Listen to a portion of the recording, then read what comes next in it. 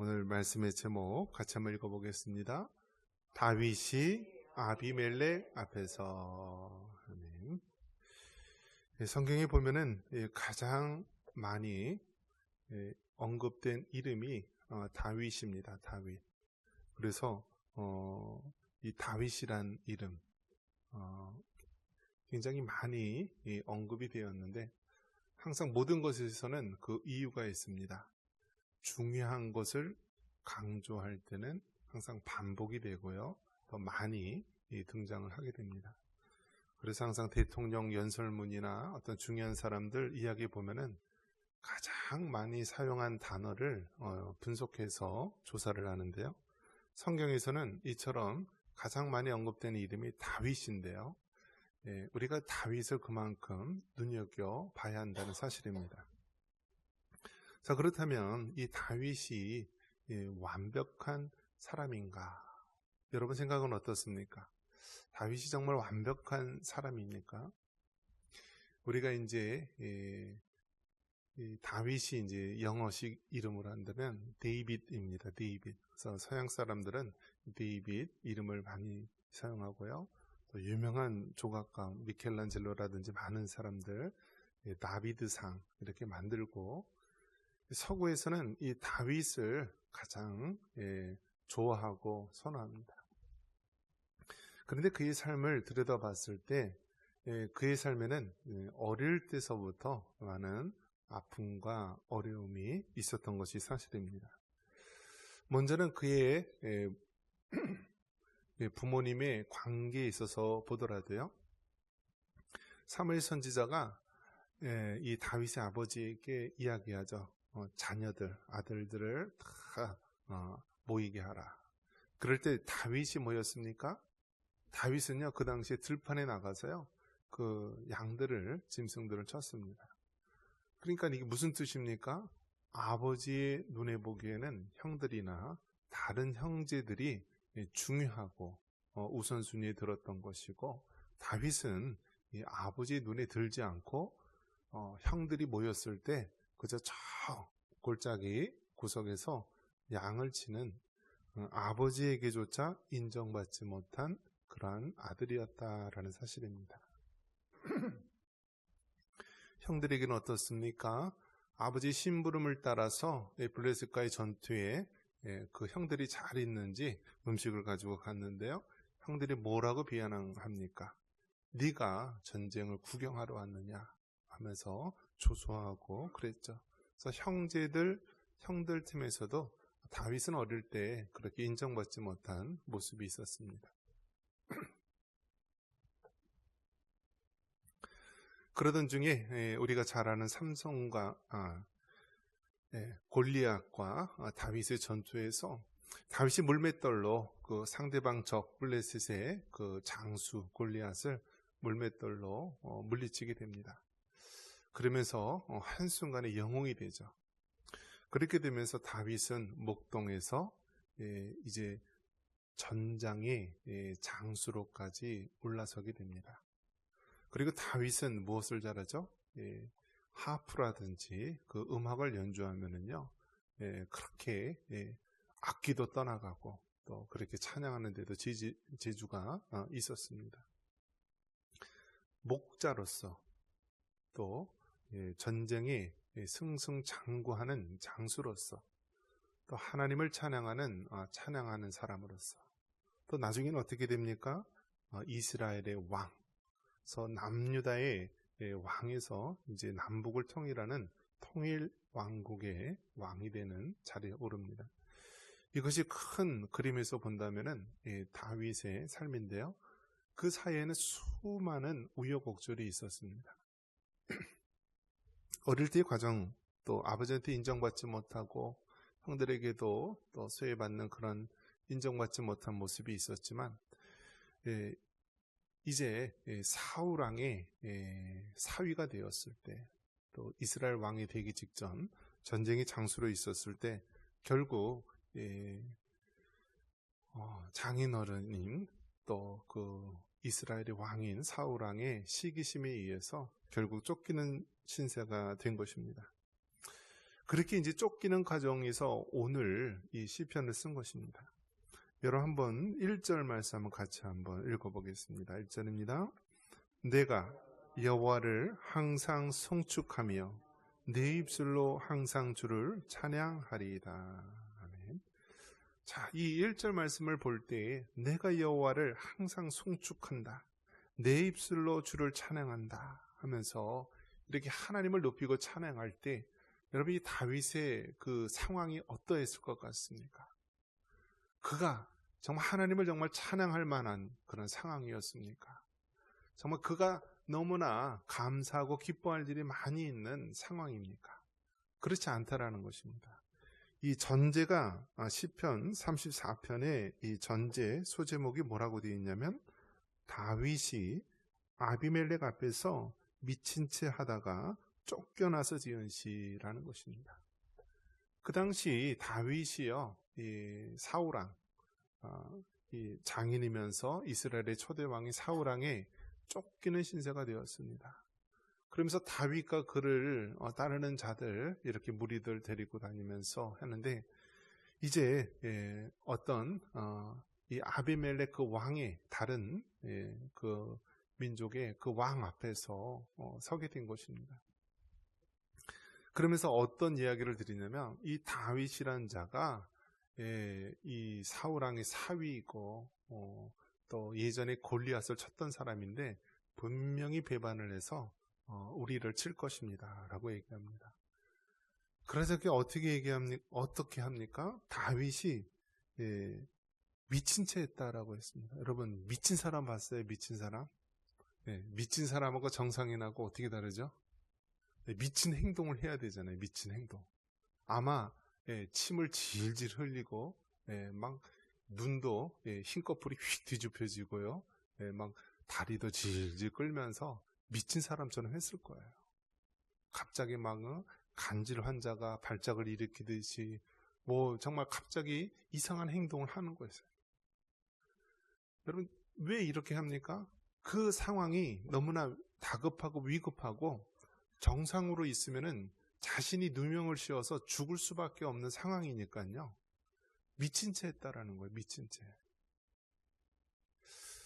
한때는 정말 그 잘 나가는 사람이고요.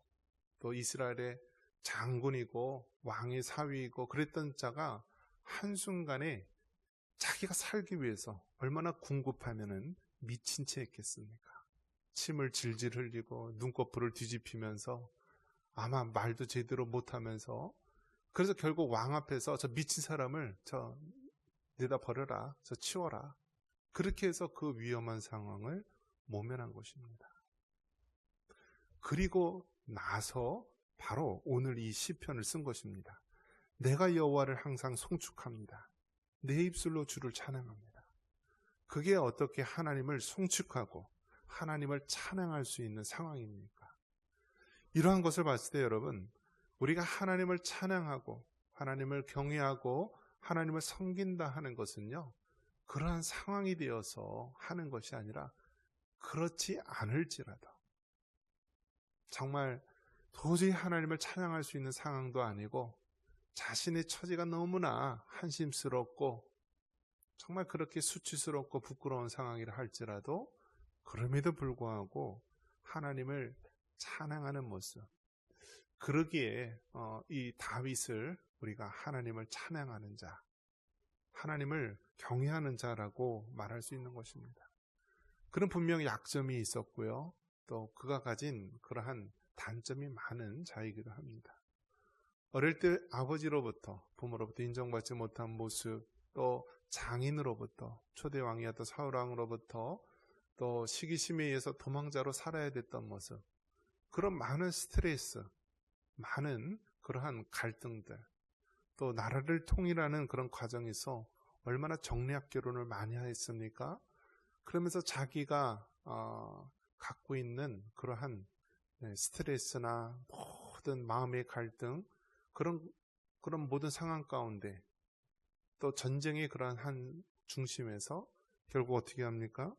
결국 한순간의 잘못으로 바세바, 우리아의 아내 바세바를 범함으로 인하여서 그는 간음죄와 또 우리아를 전쟁터에서 죽이는 살인죄와 또 가장 하나님을 속이는 그러한 기만죄로 말미암아 평생에 그에게 따라다니고 있는 수식어가 되지 않았습니까? 그런 못난 부분도 있고 또 하나님을 잘하는 찬양하는 부분도 있고 결국 이러한 사람을 들어 사용하시는 것, 부족하고 연약하고 나약한 우리 인간일지라도 이를 통하여서 하나님께서 일을 해나가시는 것, 이것이 바로 하나님의 절대 주권이요 하나님의 통치하시는 방식입니다. 그래서 우리가 기억해야 될 것은요, 여러분, 우리가 그 하나님을 맛보아 알 수 있기를 바랍니다. 우리 8절 말씀 한번 같이 한번 읽어볼까요? 8절입니다. 너희는 여호와의 선하심을 맛보아 알지어다. 그에게 피하는 자는 복이 있도다. 아멘. 자, 여기서 뭐라고 표현하고 있냐면 여호와의 선하심을 맛보아 알지어다. 맛보아 알지어다. 여러분, 이 맛보아 한다는 것이 얼마나 우리 마음에 와닿는 그런 말입니까? 하나님을 아는데 그냥 코끼리 다리 만지듯이 그냥 엉뚱하게 아는 것이 아니라 맛보아 한다. 맛보아 한다. 여러분, 그 열대 과일, 뭐 두리안 같은 거 여러분 들어보셨어요? 두리안? 두리안은 아주 냄새가 고약하고요. 그냥 멀리서도 그냥 암모니아 화장실 냄새가 나서요.